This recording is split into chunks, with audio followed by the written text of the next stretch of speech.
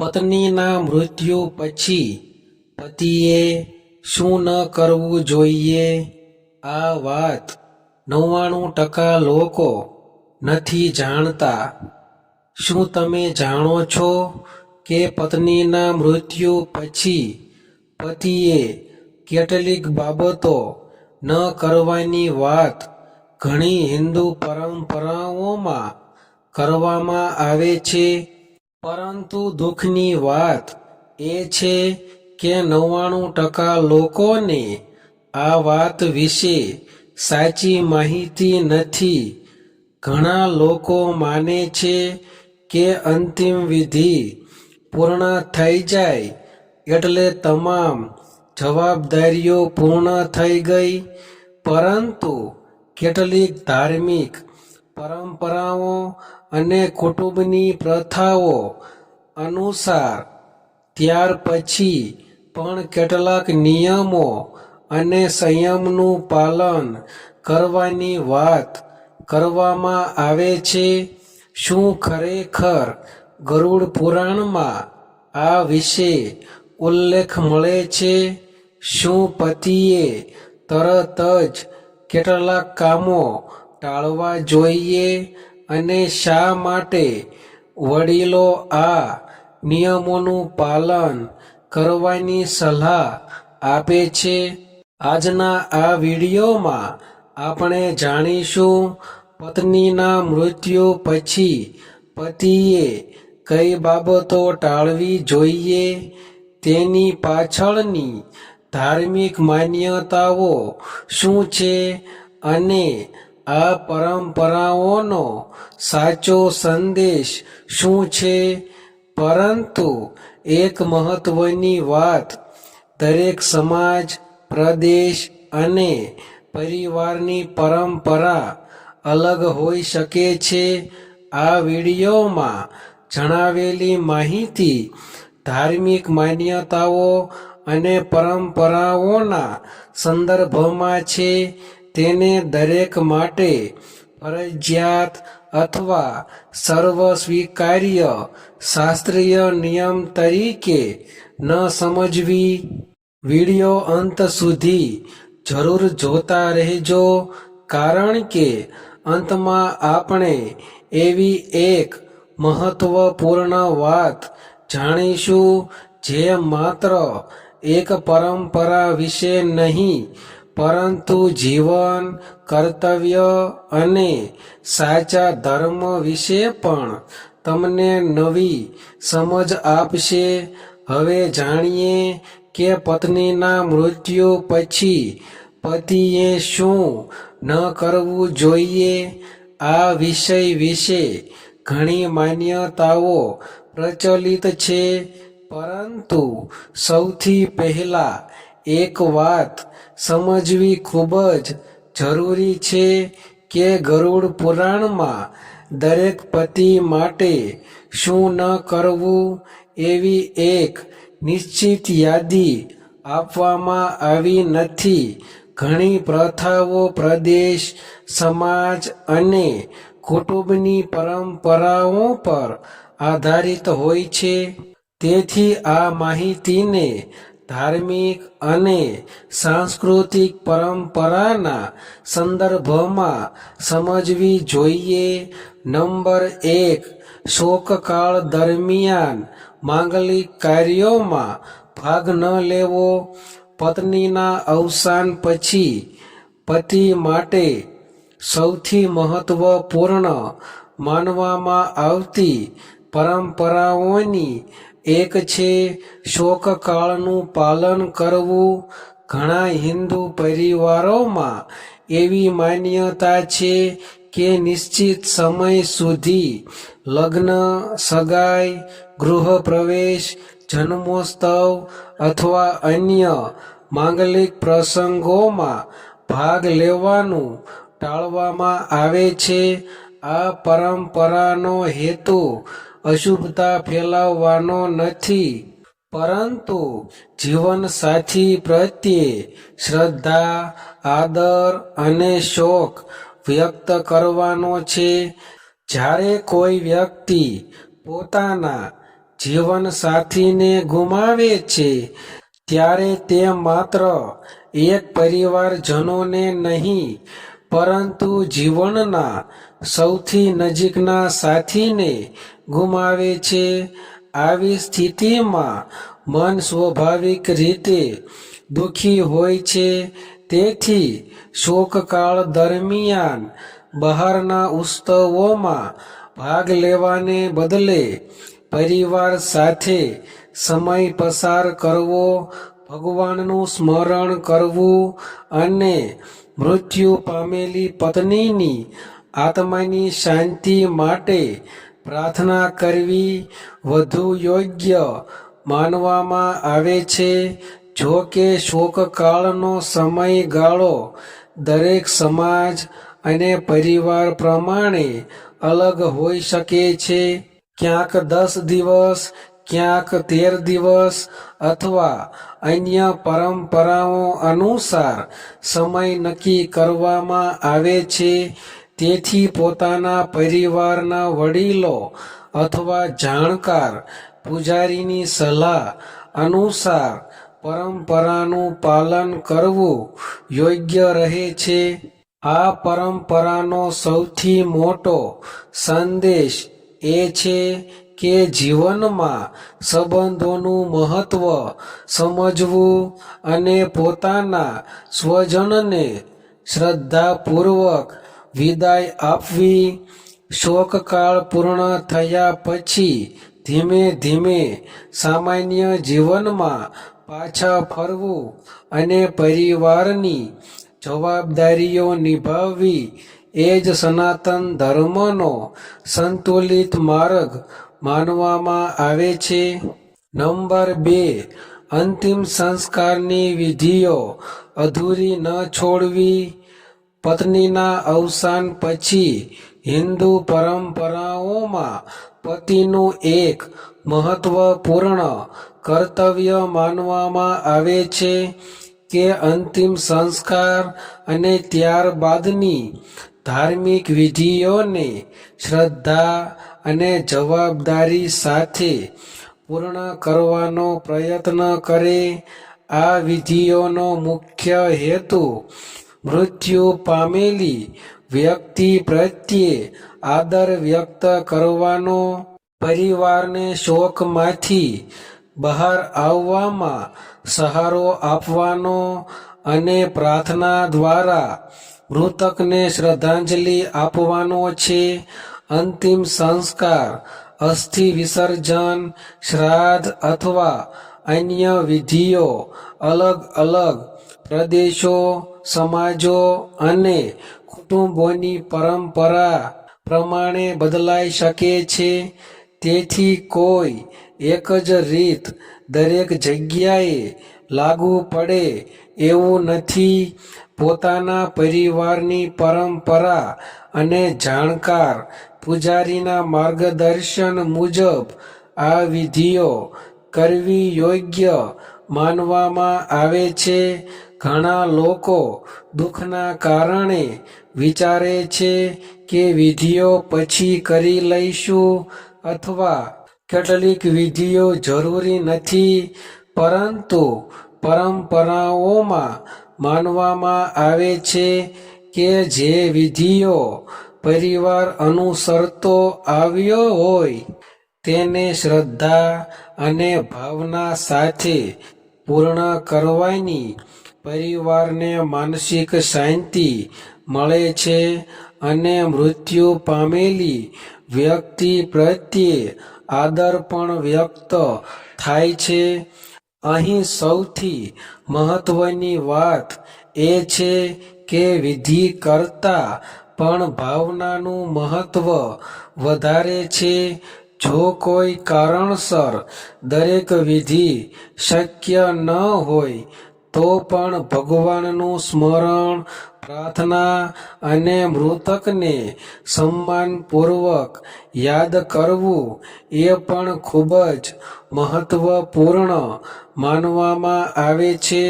સનાતન ધર્મનો સાચો સંદેશ માત્ર વિધિઓ સુધી મર્યાદિત નથી. તે આપણને કર્તવ્ય નિષ્ઠા, શ્રદ્ધા અને પરિવાર પ્રત્યેની જવાબદારી શીખવે છે.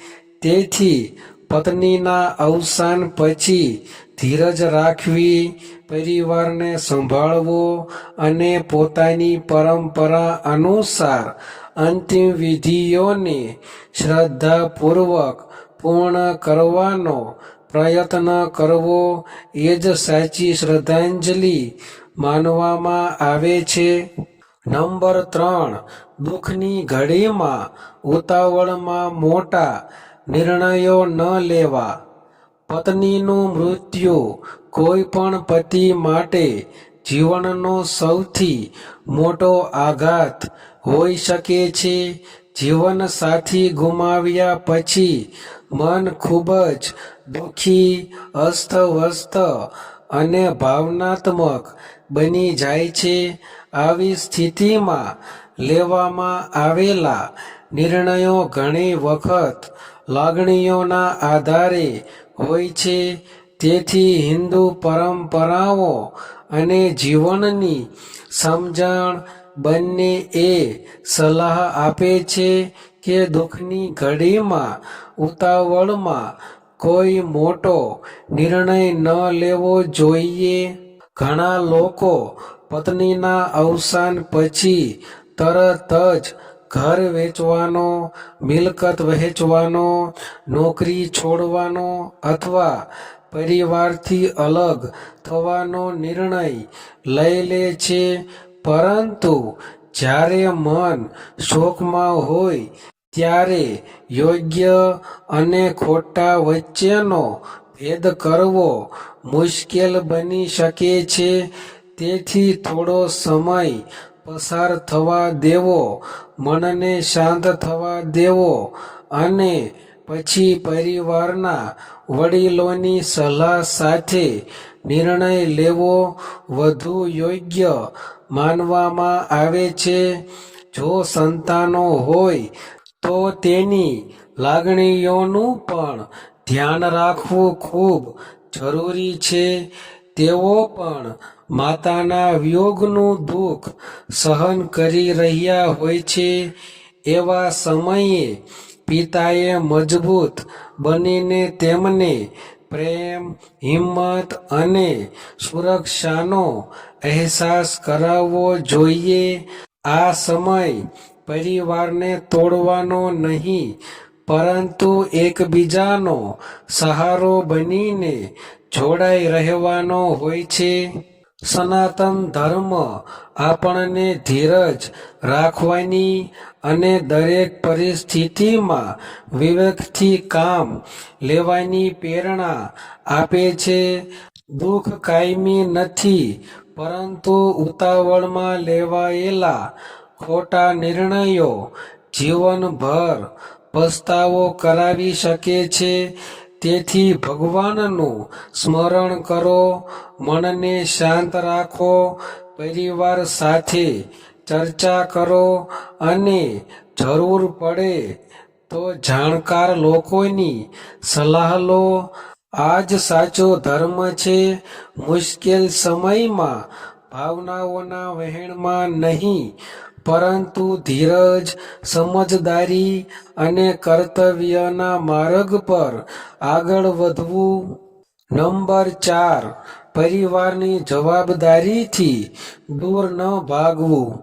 પત્નીના અવસાન પછી પતિ માટે સૌથી મોટું કર્તવ્ય પરિવારની જવાબદારી નિભાવવાનું માનવામાં આવે છે. જીવનસાથીના વિયોગનું દુઃખ ખૂબ જ ઊંડું હોય છે, પરંતુ તે સમયે જો સંતાનો, વૃદ્ધ માતા-પિતા અથવા પરિવારના અન્ય સભ્યો હોય તો તેમને પણ સૌથી વધુ સહારા અને હિંમતની જરૂર હોય છે. તેથી દુઃખમાં ડૂબી જઈ પોતાની જવાબદારીઓથી દૂર ન ભાગવું જોઈએ. જો ઘરમાં નાના બાળકો હોય તો તેઓ માત્ર પોતાની માતાને જ નહીં પરંતુ પોતાના જીવનનો સૌથી મોટો સહારો ગુમાવી ચૂક્યા હોય છે. એવા સમયે પિતાએ જ તેમના માટે માતા અને પિતા બંનેની ભૂમિકા નિભાવવાનો પ્રયત્ન કરવો જોઈએ. તેમને પ્રેમ આપવો, તેમની લાગણીઓને સમજવી અને તેમના ભવિષ્યની ચિંતા કરવી એ જ સાચી જવાબદારી છે. હિન્દુ ધર્મમાં ગૃહસ્થ જીવનને સૌથી મોટો ધર્મ માનવામાં આવ્યો છે. પરિવારનું પાલન પોષણ કરવું, વડીલોનો આદર કરવો અને સંતાનોને સારા સંસ્કાર આપવું એ પતિનું મહત્વપૂર્ણ કર્તવ્ય ગણાય છે. મુશ્કેલ સમય આવે ત્યારે પરિવારને એકલો ન છોડવો, પરંતુ તેમની શક્તિ બનીને ઊભા રહેવું એ જ સાચી શ્રદ્ધાંજલિ છે. દુઃખ જીવનનો એક ભાગ છે, પરંતુ કર્તવ્ય છોડવું સનાતન ધર્મનો માર્ગ નથી. ભગવાન શ્રી કૃષ્ણે પણ ભગવદ્ ગીતામાં કર્તવ્યને સર્વોચ્ચ સ્થાન આપ્યું છે. તેથી દુઃખની ઘડીમાં પણ ભગવાન પર વિશ્વાસ રાખીને ધીરજ સાથે પરિવારની દરેક જવાબદારી નિભાવવી જોઈએ.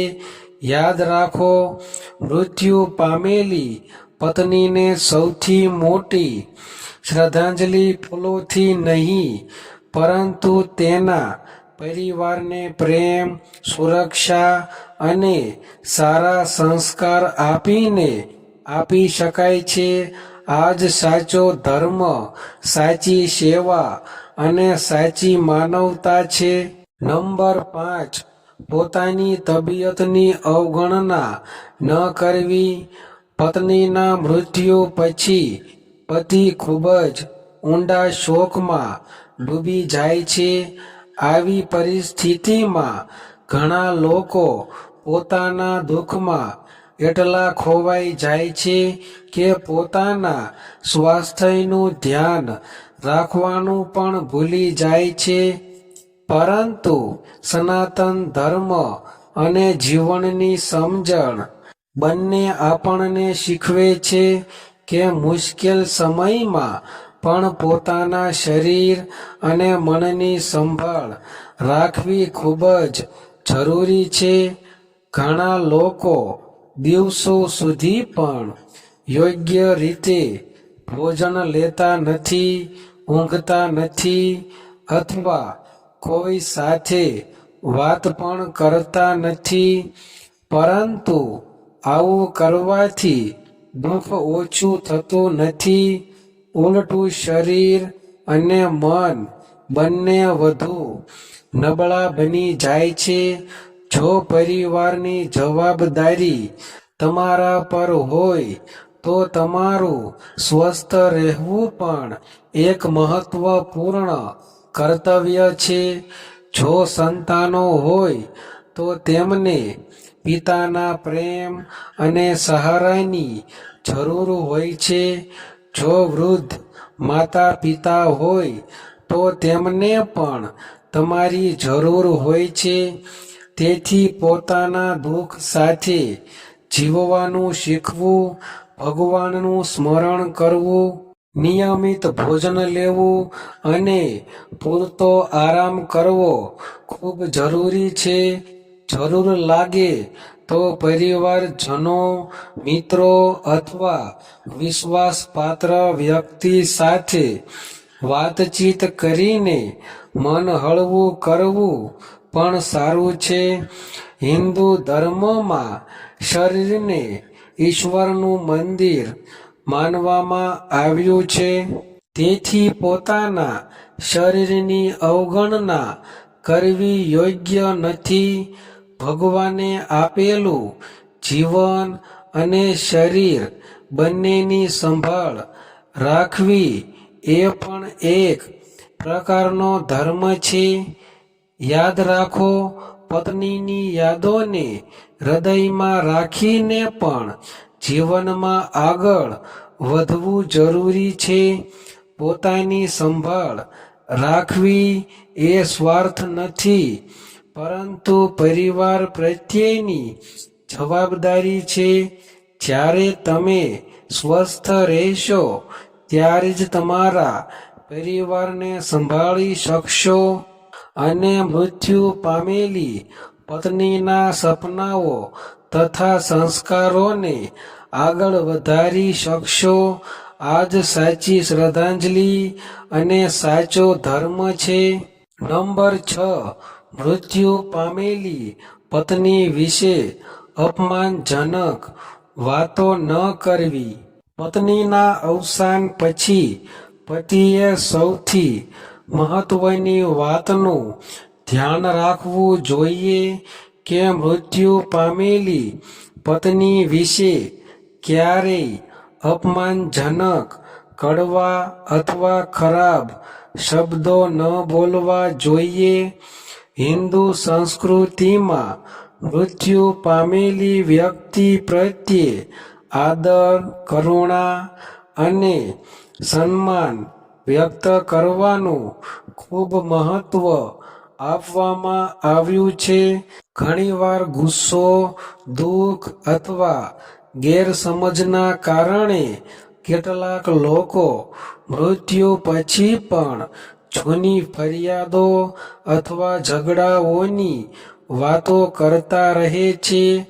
પરંતુ આપણા વડીલો કહેતા આવ્યા છે કે મૃત્યુ પછી વ્યક્તિના સારા કાર્યોને યાદ કરવા જોઈએ, તેની ખામીઓને નહીં.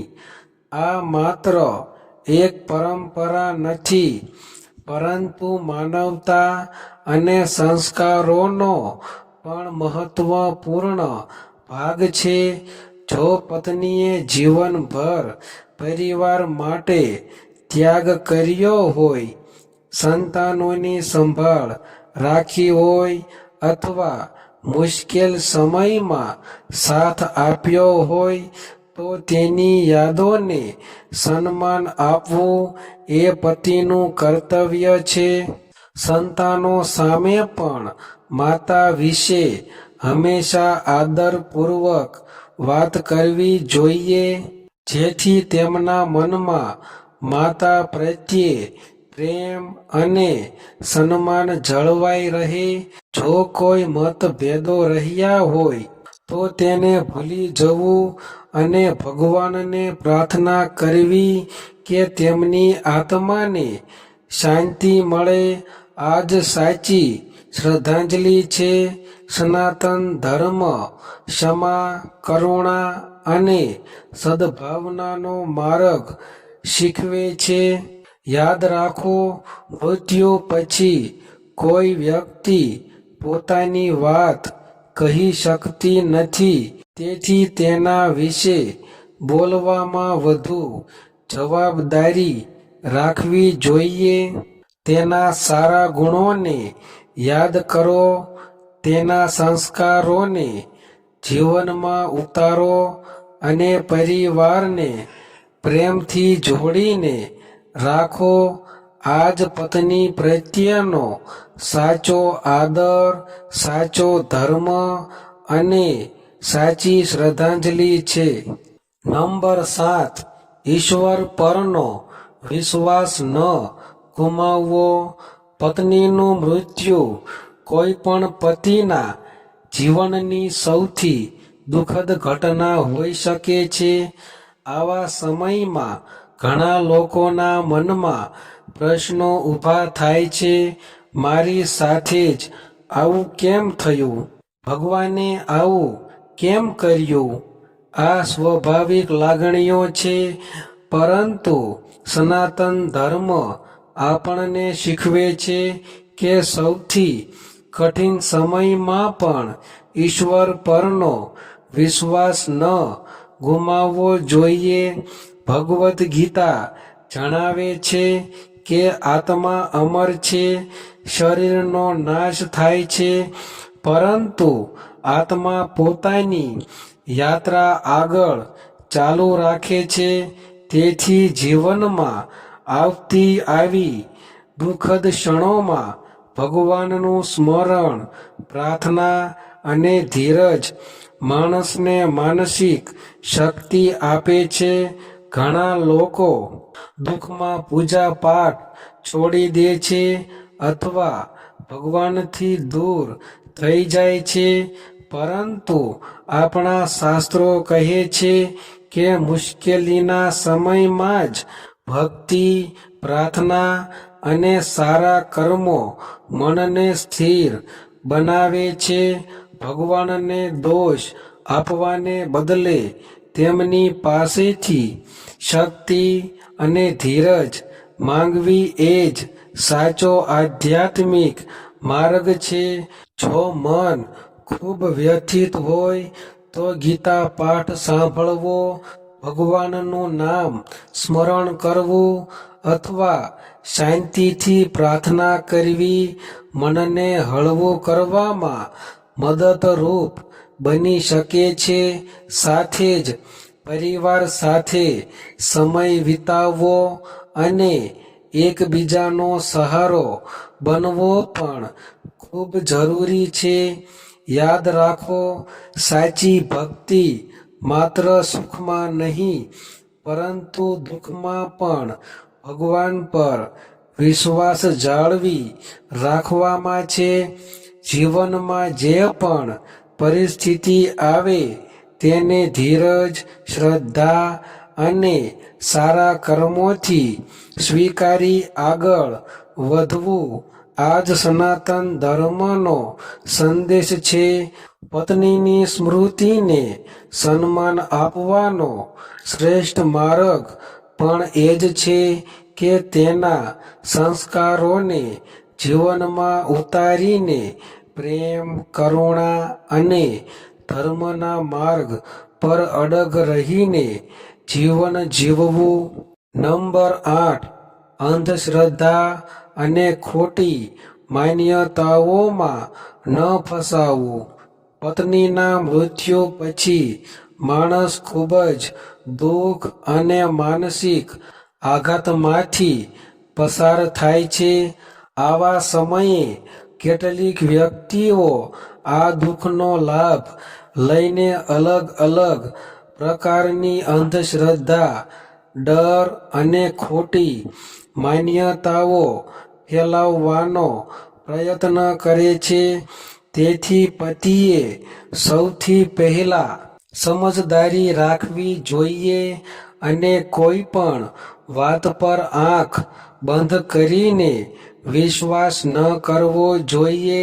કેટલાક લોકો કહે છે કે મૃત્યુ પછી તરત જ વિવિધ ઉપાય ન કરવાથી અશુભ થશે અથવા પૈસા આપવાથી જ આત્માને શાંતિ મળશે, પરંતુ સનાતન ધર્મનો મૂળ સંદેશ એવો નથી. ધર્મ હંમેશા શ્રદ્ધા, સારા કર્મો, પ્રાર્થના અને સત્યના માર્ગ પર ચાલવાનું શીખવે છે, ડર ફેલાવવાનું નહીં. જો કોઈ વિધિ કરવાની હોય તો તે પોતાના પરિવારની પરંપરા અને જાણકાર પૂજારીના માર્ગદર્શન મુજબ કરવી જોઈએ. માત્ર અફવાઓ, સોશિયલ મીડિયા અથવા કોઈના ડરાવનારા શબ્દોના આધારે નિર્ણય લેવો યોગ્ય નથી. આવો સમય ભગવાનનું સ્મરણ કરવાનો, પરિવારને સંભાળવાનો અને ધીરજ રાખવાનો હોય છે. જો મન ખૂબ વ્યથિત હોય તો પરિવારજનો સાથે વાત કરવી, પ્રાર્થના કરવી અને જરૂર પડે તો યોગ્ય માર્ગદર્શન લેવું વધુ સારું છે. યાદ રાખો, મૃત્યુ પછી સૌથી મોટી શ્રદ્ધાંજલિ કોઈ અંધશ્રદ્ધા નથી, પરંતુ મૃત્યુ પામેલી પત્નીના સારા સંસ્કારોને જીવનમાં ઉતારવી, પરિવારને પ્રેમથી જોડીને રાખવો અને જરૂરિયાતમંદોની મદદ કરવી છે. આ જ સાચો ધર્મ છે અને આ જ સનાતન સંસ્કૃતિનો સાચો સંદેશ છે. ડરમાં નહીં, પરંતુ શ્રદ્ધા, સમજદારી અને સારા કર્મોમાં જ જીવનની સાચી શાંતિ છુપાયેલી છે. નંબર 9, પરિવારને એકલું ન છોડવું. પત્નીના અવસાન પછી પતિ માટે સૌથી મોટું કર્તવ્ય એ છે કે પોતાના પરિવારને એકલું ન છોડવું.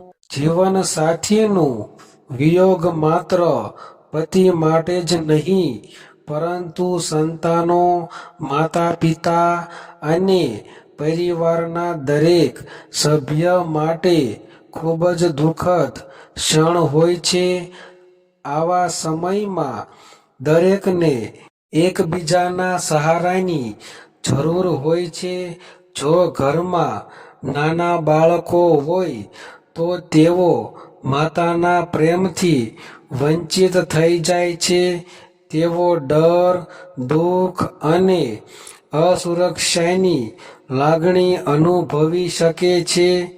તેથી પિતાએ તેમના માટે મજબૂત આધાર બનવું જોઈએ. તેમની સાથે સમય પસાર કરવો, પ્રેમથી વાત કરવી અને તેમને વિશ્વાસ આપવો કે તેઓ એકલા નથી. આ ખૂબ જ મહત્વપૂર્ણ છે. જો ઘરમાં વૃદ્ધ માતા-પિતા હોય તો તેઓ પણ પુત્રવધૂના વિયોગથી દુઃખી હોય છે. આવા સમયે તેમની સેવા કરવી, તેમની લાગણીઓને સમજવી અને તેમને હિંમત આપવી એ પણ પતિનું મહત્વપૂર્ણ કર્તવ્ય છે. સનાતન ધર્મ શીખવે છે કે મુશ્કેલીના સમયમાં પરિવારને છોડીને દૂર ભાગવું નહીં, પરંતુ વધુ મજબૂતીથી તેમની સાથે ઊભા રહેવું. સાચી શ્રદ્ધાંજલિ માત્ર વિધિઓમાં નથી, પરંતુ મૃત્યુ પામેલી પત્નીના પરિવારને પ્રેમ, સુરક્ષા અને સન્માન આપીને તેના સંસ્કારોને જીવંત રાખવામાં છે.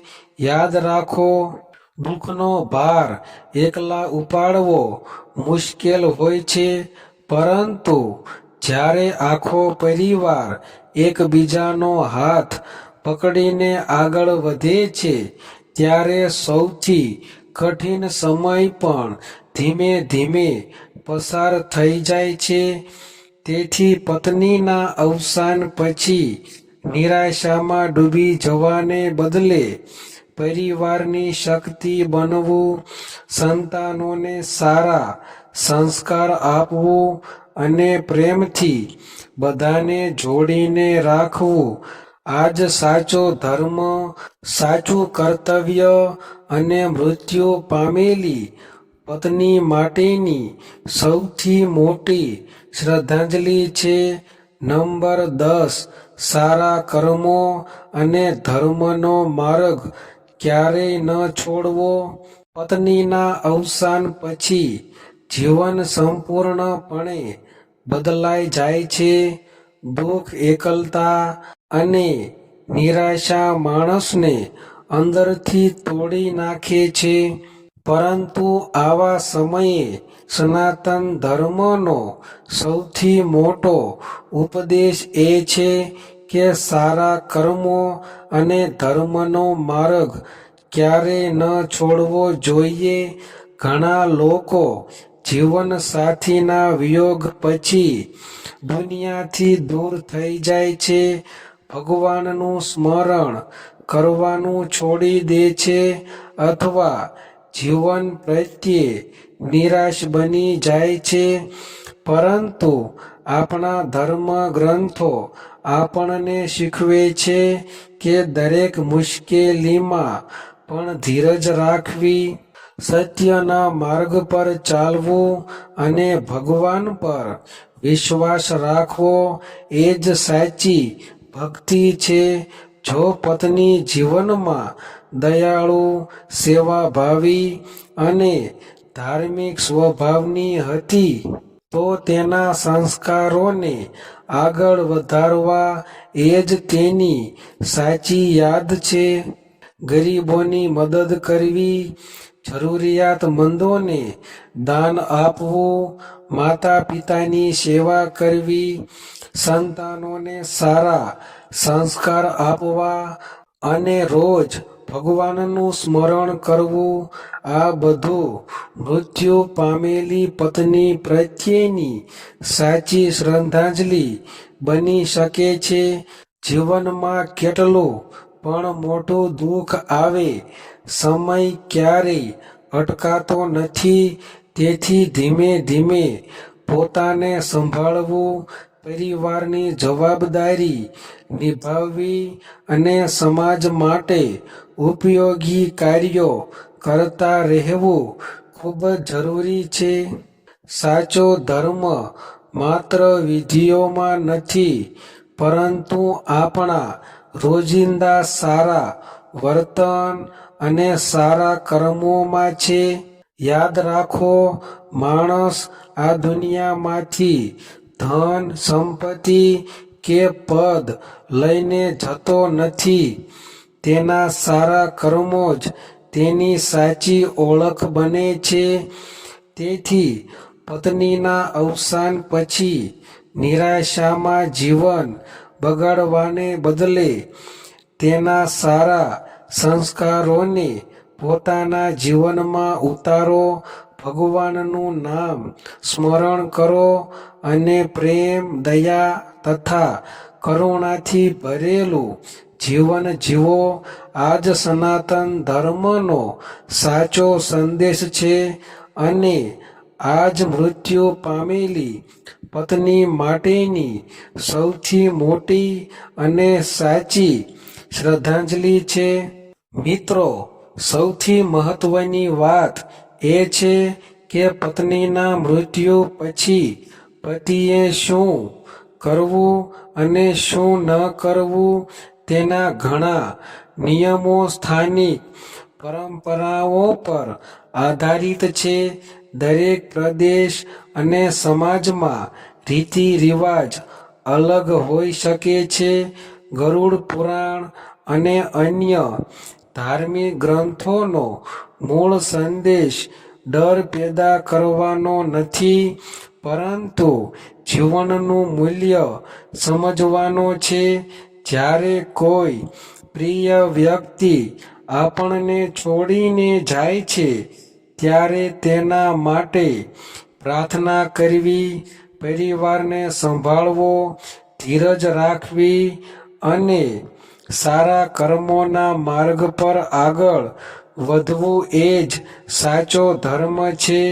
આથી જો કોઈના જીવનમાં આવી દુઃખદ ઘટના બને તો ગેરસમજ કે અંધશ્રદ્ધામાં પડવાને બદલે પોતાના વડીલો, પરિવારજનો અને જાણકાર ધાર્મિક માર્ગદર્શકની સલાહ સાથે પરંપરાઓનું પાલન કરો.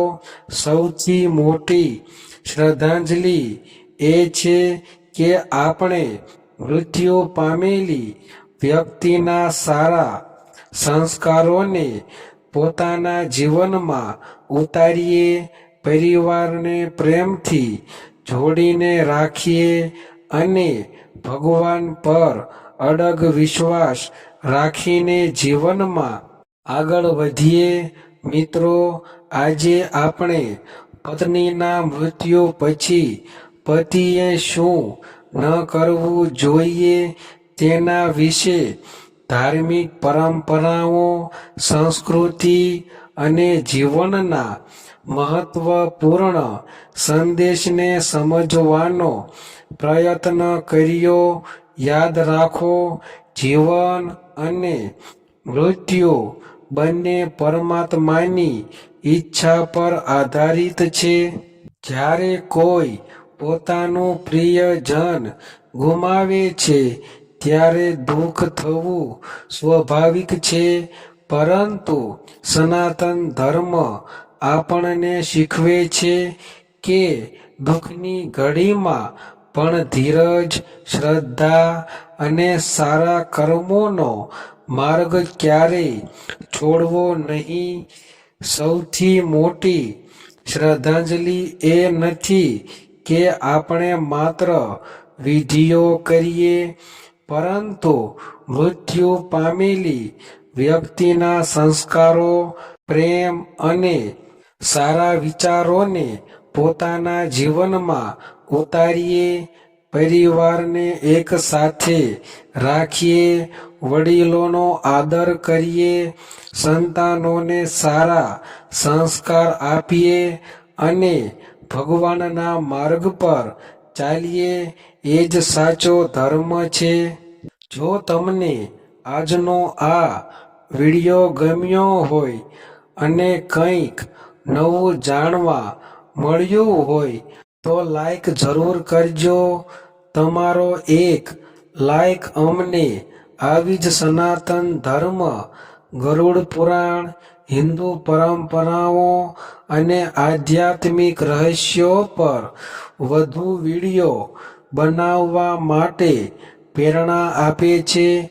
આ વિડિયો તમારા મિત્રો, પરિવાર અને સગા સંબંધીઓ સાથે શેર જરૂર કરજો, જેથી તેઓ પણ આ મહત્વપૂર્ણ માહિતી જાણી શકે અને ગેરસમજથી બચી શકે.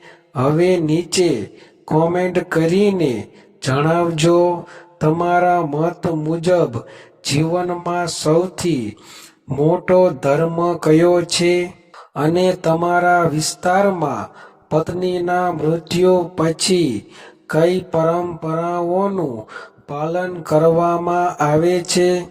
તમારા વિચારો અમારા માટે ખૂબ જ કિંમતી છે. જો તમે હજુ સુધી અમારી ચેનલ લાઈફ ચેન્જિંગ 9192 ને સબસ્ક્રાઈબ નથી કરી તો હમણાં જ સબસ્ક્રાઈબ કરો, સાથે બેલ આઇકન પણ દબાવી દો, જેથી ગરુડ પુરાણ, સનાતન ધર્મ, હિન્દુ પરંપરાઓ, આધ્યાત્મિક રહસ્યો, કર્મનું જ્ઞાન અને જીવનને બદલનારી પ્રેરણાદાયક વિડિયો તમને સૌથી પહેલા મળી શકે. અંતમાં એટલું જ કહીશ, જીવનમાં કોઈનું દિલ ન દુભાવશો, માતા પિતાની સેવા કરજો, જરૂરિયાતમંદોની મદદ કરજો અને દરરોજ ભગવાનનું સ્મરણ કરજો. જય શ્રી કૃષ્ણ. હર હર મહાદેવ. ધન્યવાદ.